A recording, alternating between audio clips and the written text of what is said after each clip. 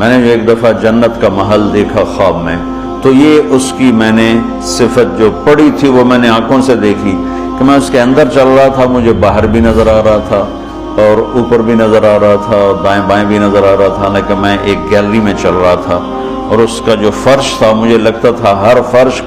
کی ٹائل کے نیچے سورج نکلا ہوا ہے، اس طرح اس میں سے روشنیاں نکل رہی تھی، روشنیاں نکل رہی تھی۔ میں حور کو بیان کرتا ہوں جو ابن القیم نے لکھا ہے، لیکن جو میں نے دیکھی ہے وہ میں بیان نہیں کر سکتا، میں اس کو اب بھی دیکھ رہا ہوں۔ میرے رب کی قسم میں کیسے بتاؤں کہ وہ کیا حسن، کیسے بتاؤں؟ یقین مانو میں کتنا جنت کو بولتا ہوں اور میں جنت کے حوروں کو بولتا ہوں جو لکھا ہوا ہے، لیکن جو اللہ نے مجھے دکھایا وہ میرے پاس نہ لفظ ہے، اس کی مسکراہٹ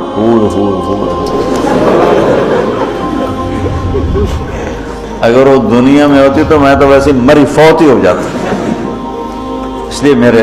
نبی کا فرمان ہے کہ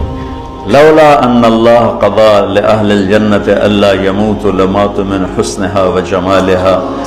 اللہ نے جنت کی لڑکی کو ایسا حسن و جمال دیا ہے، اگر موت مرنا گئی ہوتی